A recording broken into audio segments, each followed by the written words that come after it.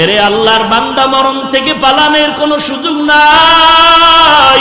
অতএব পায়ে হাত রেখে বলি, রে যুবক, পা দুটো আগায় দাও। আমি পায়ে হাত রেখে বলি, আর নবীর কাদাস রে যুবক, তোর মতো যুবক স্কুলে পড়ে, কলেজে পড়ে, নামাজ বাদ দেয় না? নাই।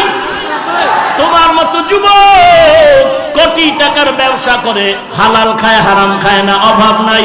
তোমার মতো যুবক ব্যবসা করে, মিথ্যা কথা বলে না, অভাব নাই। তোমার মতো যুবক ড্রাইভারি করে, নামাজের সময় নামাজে দাঁড়ায় যায়, অভাব নাই। তোমার মতো যুবক সন্তান ব্যবসা করে, শ্রমিকের কাজ করে, এক ওয়াক্ত নামাজ বাদ দেয় না। বলো তুমি কেন পারবা না? চোখ দুইটা বন্ধ করে একটু তওবা করো।